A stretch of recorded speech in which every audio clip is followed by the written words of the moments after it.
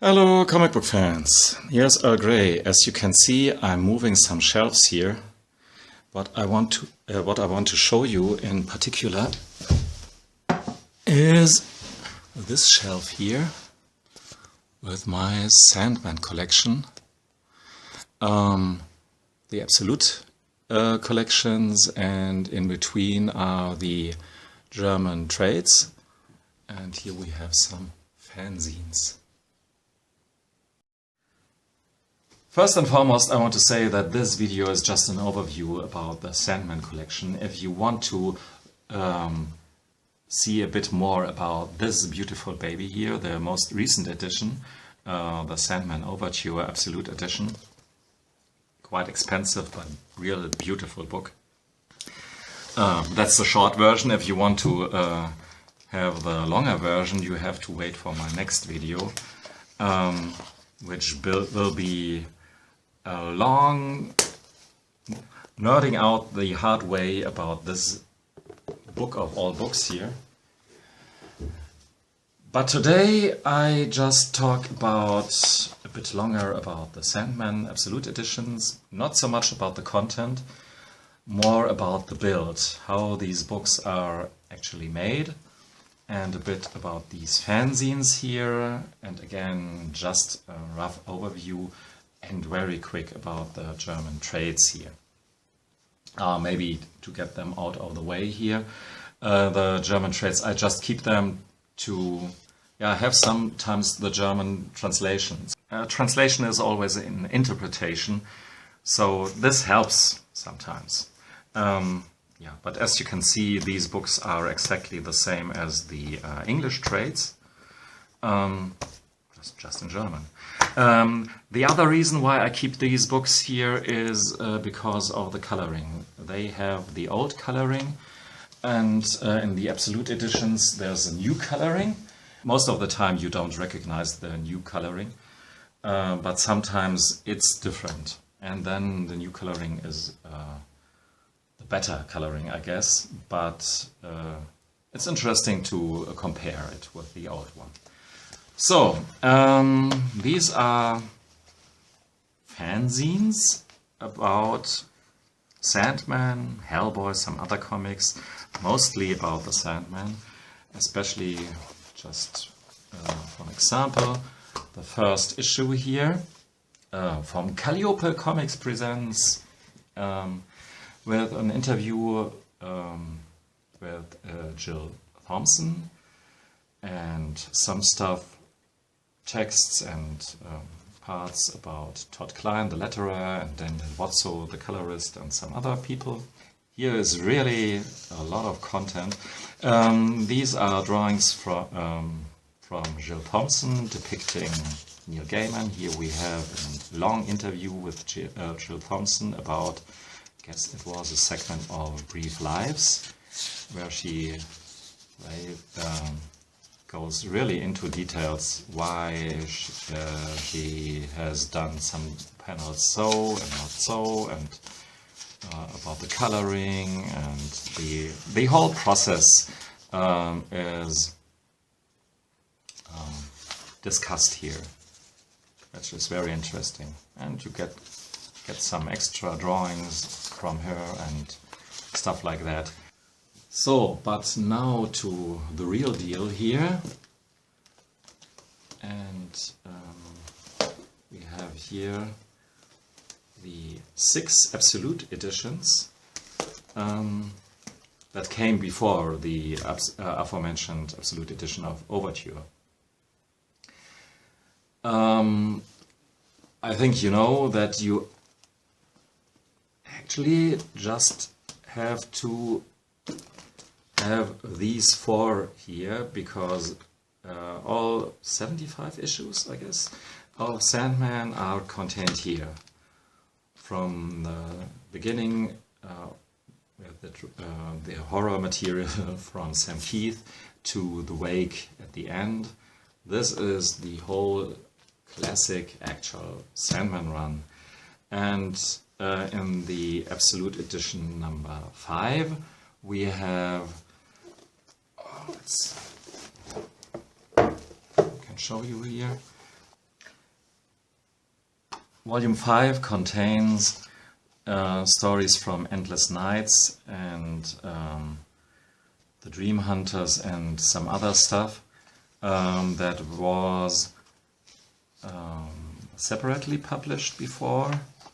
Here's a long prose novel with illustrations. Very beautiful stuff, and I think I will show you this separately. But I actually wanted to talk about how these books are made, the build.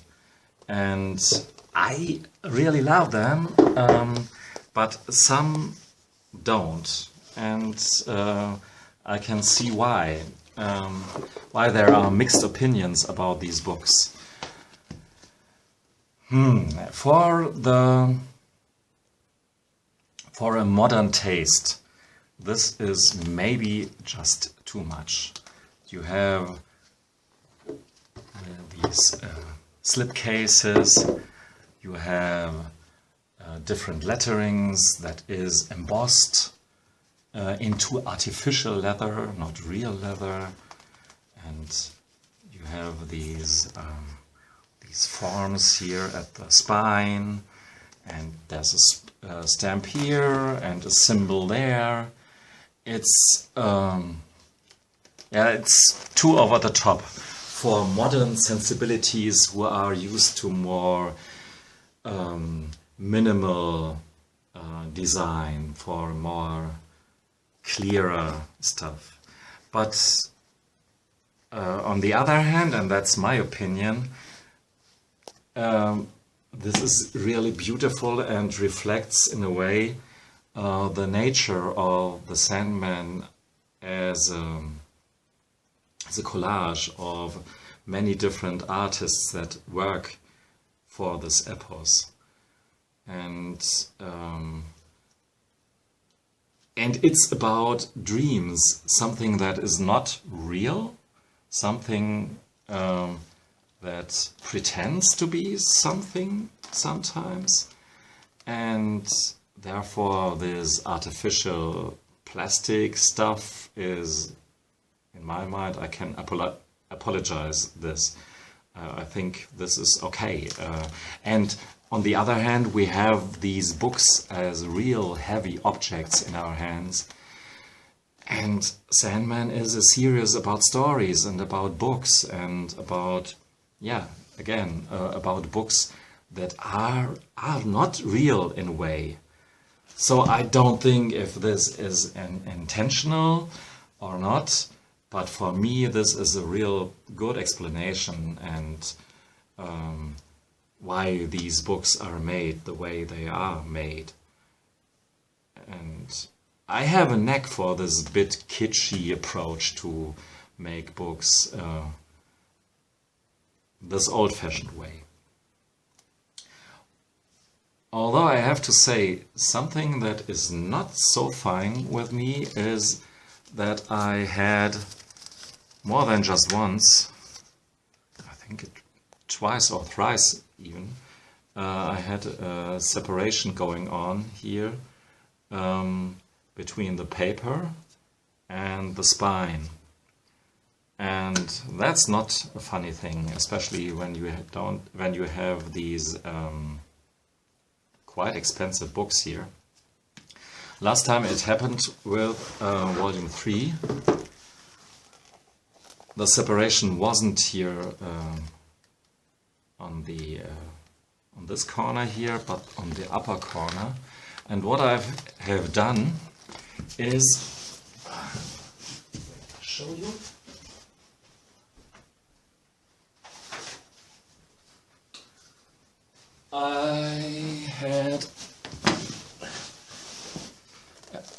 Maybe I should do a video about this as well, but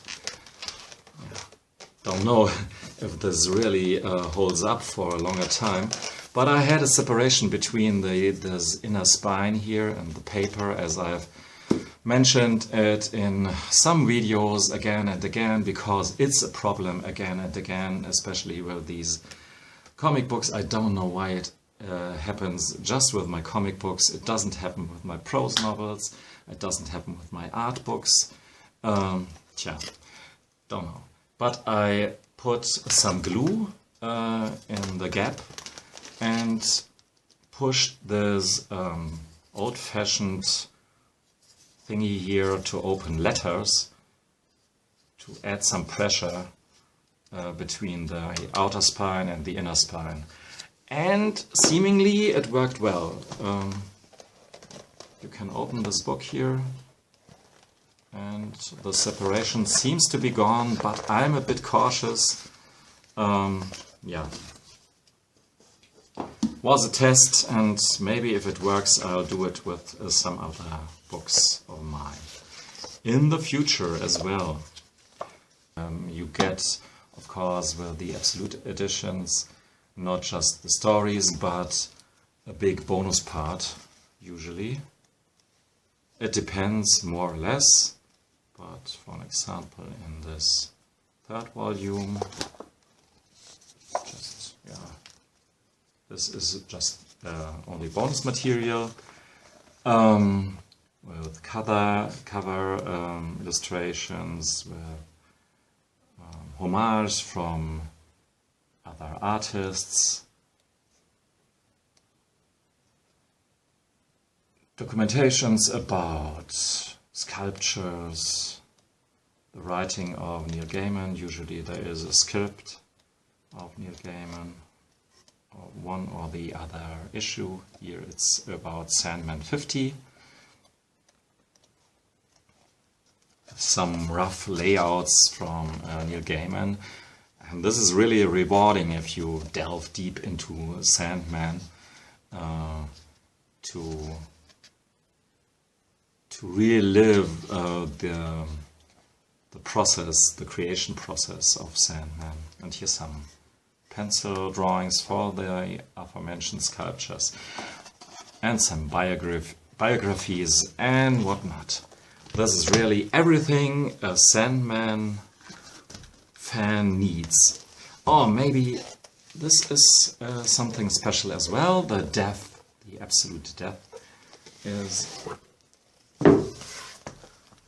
a bit differently made, and it's a bit different book. Maybe not as necessary as the other ones, because, yeah, as it is said in the title, the absolute death is partwise. The absolute death is partwise republication of stories that focus on the character death, which is a fan favorite, of course. And so we have here The Sound of Her Wings, which is already published in the Absolute #1, and some other stuff that is published elsewhere, especially in 5, I guess.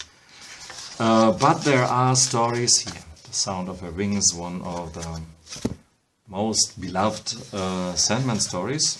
But we get,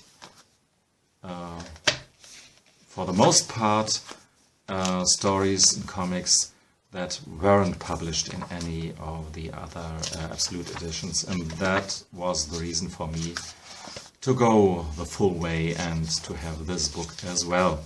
But as I said,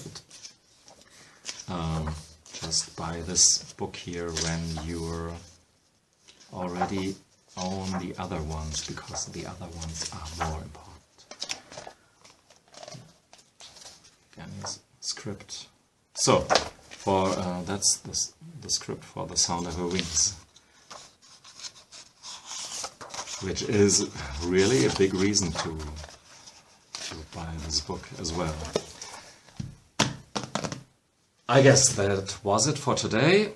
Thanks for listening and watching. Goodbye.